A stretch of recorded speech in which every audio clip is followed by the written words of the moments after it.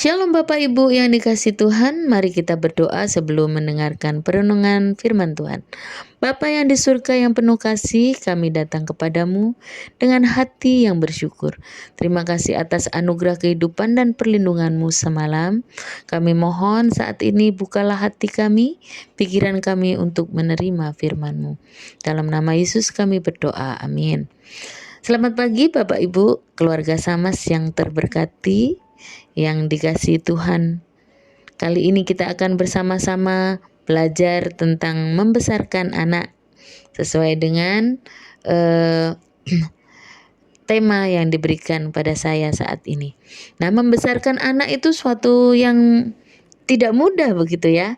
Membesarkan anak itu sesuatu yang kadang-kadang menyenangkan, kadang-kadang juga membuat hati orang tua itu berdebar-debar begitu ya. Kadang membuat hati orang tua jengkel juga begitu ya. Nah, kadang-kadang dikasih tahu dengan suara yang keras, ngambek. Diberi nada suara yang rendah, nggak dengarkan gitu ya. Enak ide apa nih anak ini. Nah, tidak mudah membesarkan anak. Membesarkan anak tidak hanya, wah yang penting kenyang, makan sehari 3 kali, mandi 2 kali sehari, badannya sehat, dan lain sebagainya. Nah, bukan hanya sekedar itu. Ada hal yang sangat penting ternyata yang harus kita terapkan dan kita imbangkan. Nah, pernahkah kita berpikir, wah nanti saat anak saya di luar rumah, jauh dari saya, kira-kira bisa bertanggung jawab enggak ya? Bisa berperilaku baik enggak ya? Bisa mempertahankan imannya enggak ya saat di luar rumah, saat jauh dari saya? Jika selama ini kita tidak terpikirkan hal itu, maka saat ini saya mengajak kita semua berpikir hal yang penting itu. Nah, kenapa?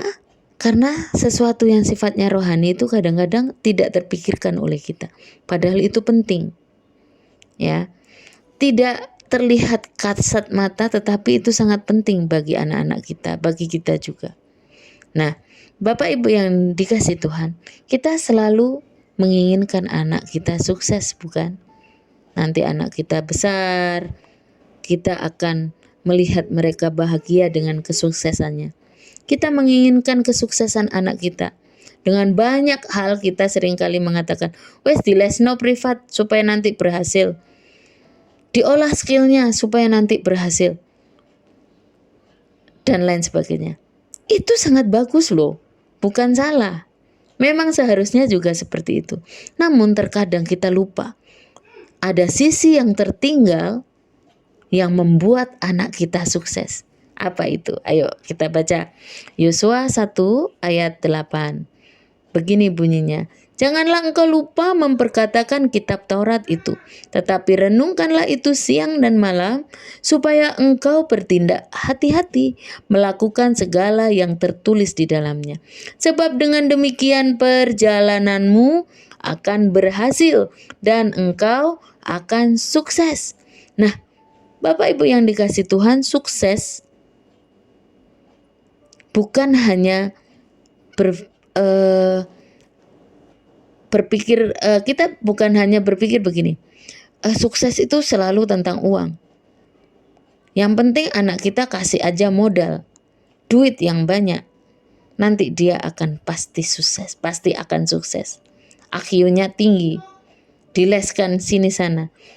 Bapak Ibu yang dikasihi Tuhan, firman Tuhan katakan, bertindaklah hati-hati. Kalau Bapak Ibu memberikan modal banyak, duit banyak, tapi ternyata anak-anak kita tidak berhati-hati, tidak memakai hikmat Tuhan, bergaul dengan bebas dengan sembarang orang, hidup sembrono, tidak sesuai firman Tuhan, menghamburkan uangnya. Kira-kira modal kita yang kita kasih bisa nggak membuat dia sukses? Nah, begitu maksudnya ya.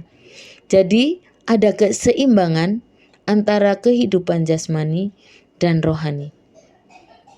Bapak Ibu yang dikasihi Tuhan, mari kita mengambil peran. Jangan biarkan orang lain mengambil alih tugas utama kita. yaitu membimbing anak-anak kita, membesarkan anak-anak kita dalam jalan firman-Nya. Pendeta bisa saja berkhotbah, guru bisa saja mengajar, Mbak Sus bisa saja membimbingnya, tetapi orang tua adalah garda terdepan dan pertama menggoreskan pengajaran akan firman Tuhan secara terus-menerus bagi anak-anak.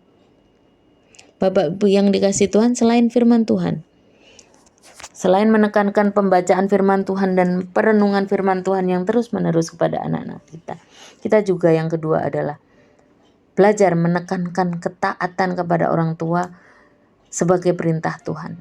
Dalam Efesus pasal 6 ayat 1 sampai 4. Kadang sebagai orang tua itu kita dibantah. Kita dianggap deso, kita dianggap tidak mengikuti zaman, kita dianggap kuno. Ya memang betul, kita akui ya.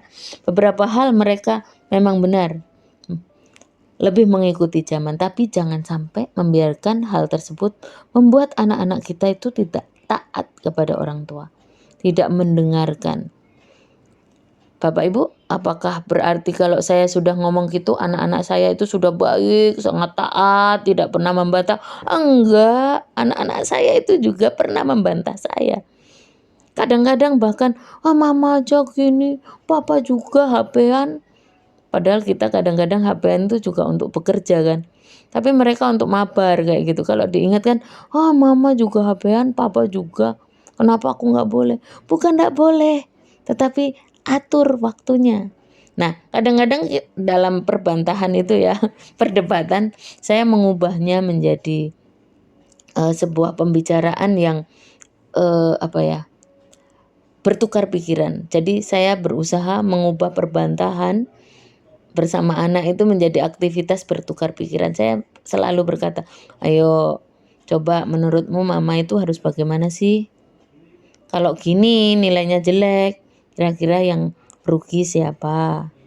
Kalau kamu pulang terlalu larut malam, besok mau sekolah, ngantuk, waktu sekolah kira-kira yang rugi siapa? Kadang-kadang anak-anak yang sudah remaja itu sudah punya teman, ada ulang tahun mah, pulang sampai larut malam, tidak menjaga kesehatan, besoknya sakit.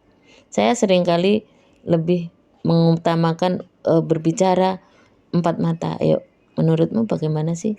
Mama harus ngomongnya gimana menurutmu?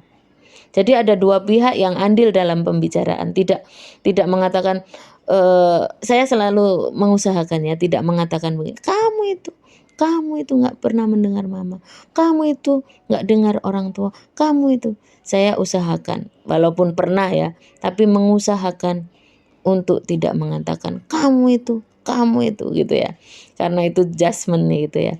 Nah, terkadang cara kita itu menjadi masalah baru. Padahal tujuan kita bukan membuat dia marah gitu ya. Tujuan kita mengasihi, menyayangi, tapi cara kita yang salah membuat anak-anak kita jadi marah dan membuat anak-anak kita menjadi jauh. Efesus 6 ayat 4 katakan, hai bapak-bapak, jangan bangkitkan amarah di dalam diri anakmu, tapi didiklah mereka, begitu. Ajak duduk, bicara, empat mata, begitu ya.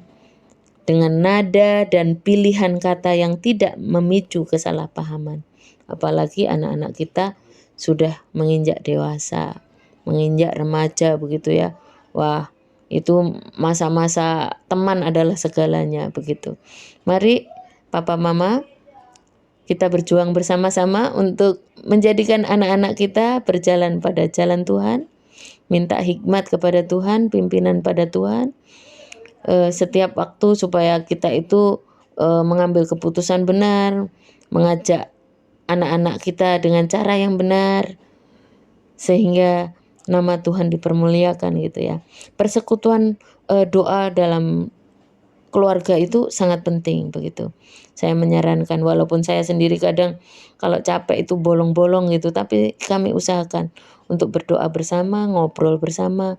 Itu adalah media yang paling bagus untuk kita memasukkan firman Tuhan, untuk kita memasukkan firman Tuhan juga ke dalam diri kita yang kadang-kadang juga penuh dengan kebersalahan ini. Nah, Bapak Ibu, mari kita menjadi orang tua yang bukan hanya tegas, tetapi juga orang tua yang sesuai dengan firman Tuhan, orang tua yang berhikmat, orang tua yang memberi kasih sayang kepada anak-anak kita. Mari kita berdoa.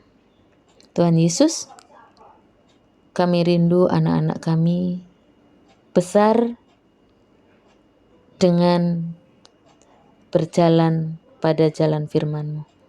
Ampuni kami sebagai orang tua kalau selama ini mungkin kami kasar, mungkin kami tidak sesuai dengan jalan firman Tuhan saat berbicara dengan anak-anak kami, saat membesarkan anak-anak kami. Ampuni kami apabila seringkali kami tidak berhikmat dalam berkata-kata. Bimbing kami menjadi orang tua yang mampu membesarkan anak-anak kami dengan jalan firman-Mu. Terima kasih Tuhan. Dalam nama Yesus kami berdoa dan mengucap syukur. Amin.